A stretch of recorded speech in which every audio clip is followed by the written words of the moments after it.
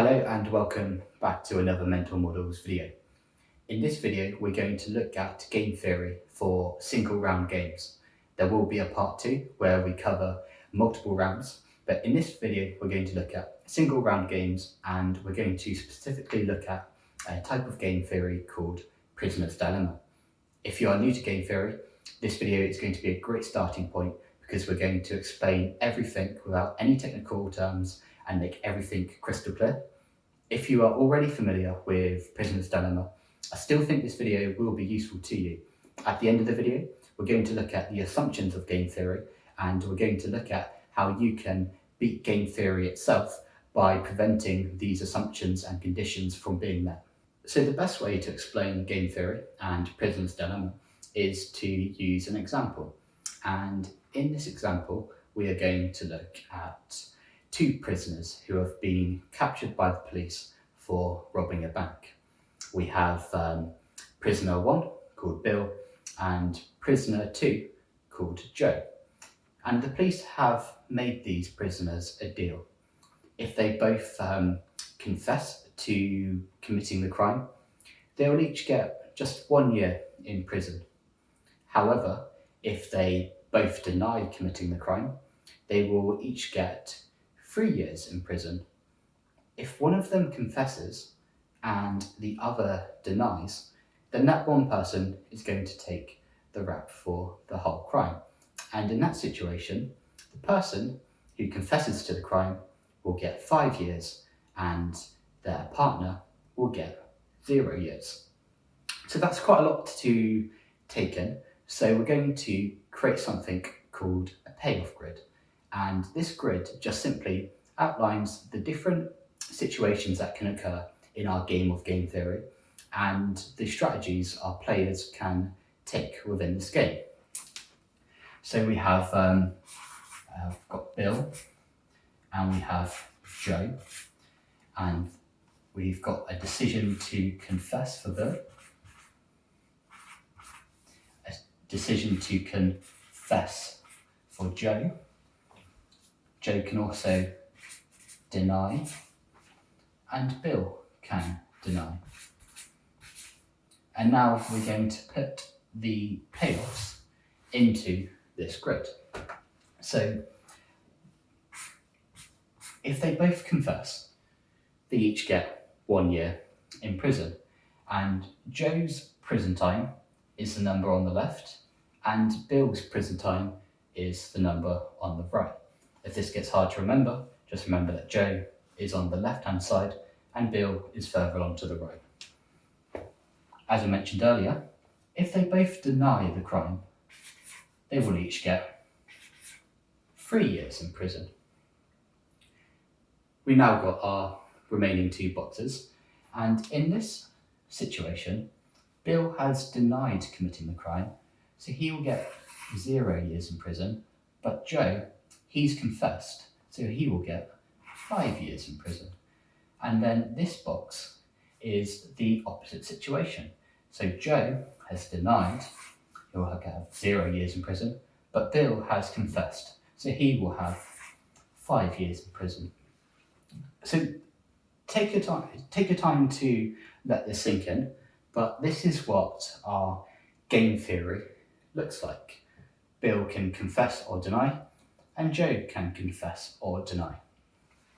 Keep in mind that in this situation, they're not allowed to discuss their decision with each other, and they don't know what the other party is going to make. So if you were Bill or Joe, have a think, what decision would you make? If you're familiar with game theory, you should be trying to find something called a dominant strategy.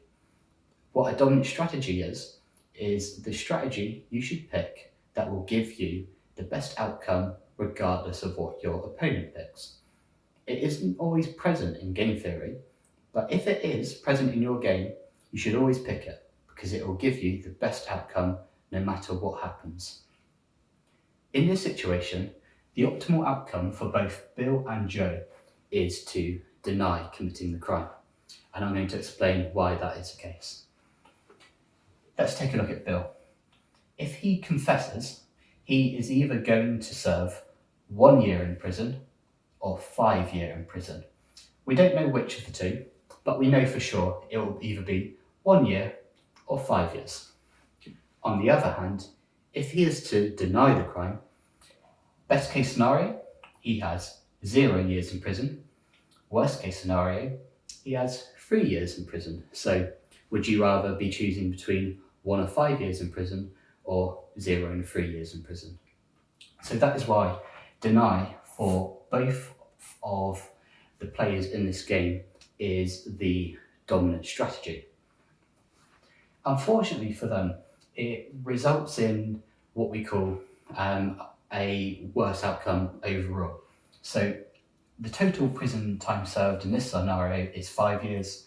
Here we have 2 years, and here we have 6 years. So this is kind of an unfortunate situation. And this is a very special square in this particular game of game theory, because this is where something called Nash Equilibrium is.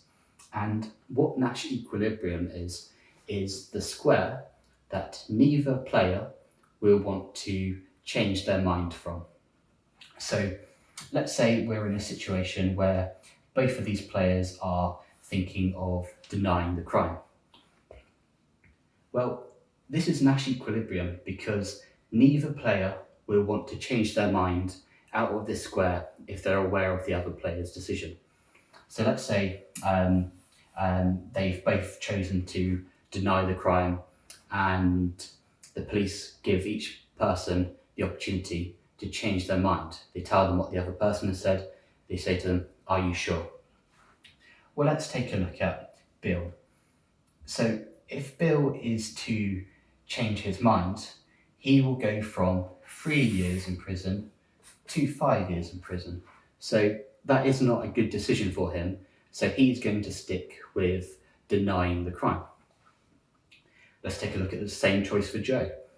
He is currently going to get 3 years in prison, and if he changes his mind, he will get 5 years in prison. So he doesn't want to do that either. So this is Nash Equilibrium because neither party wants to move out of this box. And this is kind of an unfortunate reality of game theory. It is a very difficult game to win if you find yourself in this situation. Your best strategy, if you are playing the rules of game theory, is to pick your dominant strategy. In this case, it is deny for both parties, and they will find themselves stuck in Nash Equilibrium. So what do you do if you find yourself in a game theory situation, and because you've watched this video, you know Nash Equilibrium is almost a certainty under game theory conditions? Well, what you need to do is to prevent game theory from occurring.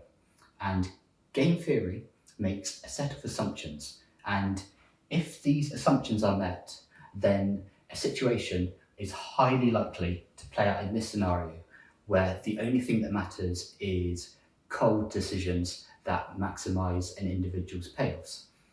If you can prevent these assumptions from being met, then game theory becomes less of a black and white game and more of a game with grey areas and opportunities to escape this worst case outcome.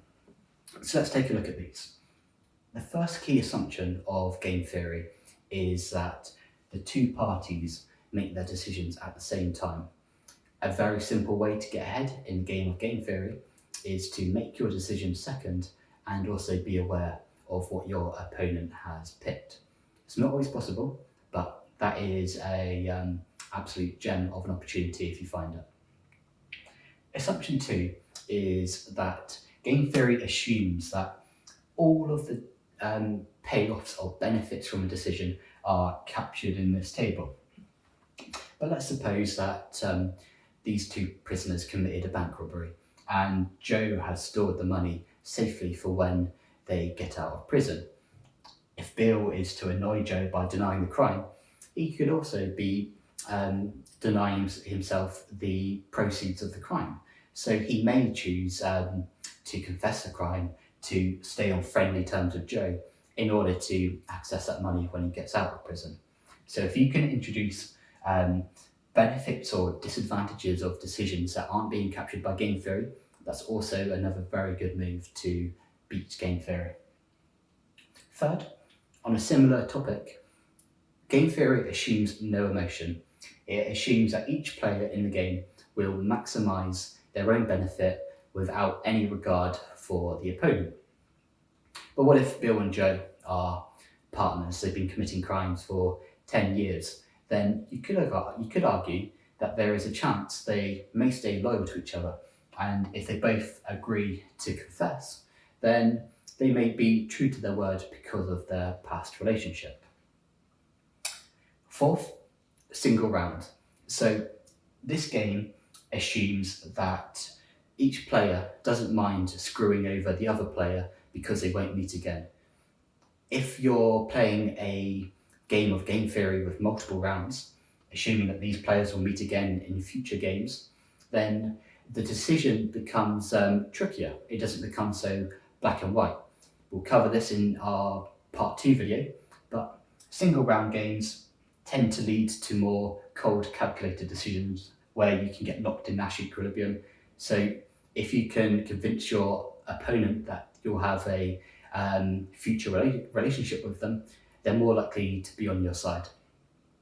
And then last but not least, we're assuming that these players have equal information.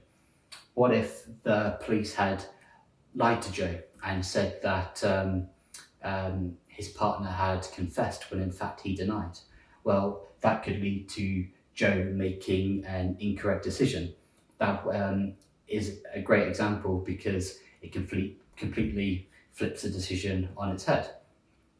In real life, it could be that there are more rows, there could be other options. So game theory really assumes that everything can be condensed into this one table, but in reality, there could be other options and each party may not be aware of all of those options. And that really covers this part 1 video on game theory. I think the 2 key takeaways are: 1, if you find yourself in a game theory situation, try and identify your dominant strategy. This is the strategy that will maximize your payoffs no matter what your opponent picks. In this particular example, it was deny. And secondly, if you can find where Nash Equilibrium lies, and if you decide that you really want to prevent that outcome from occurring, because it is quite likely, you need to try and prevent these conditions from being met. If you can do both of those things, then you will come out much better from any game theory round knowing this information. If you want to watch part 2, where we'll cover game theory covering multiple rounds, then make sure to subscribe. And if there are any questions, just drop them down in the comment section and I will respond to you. Thank you for watching.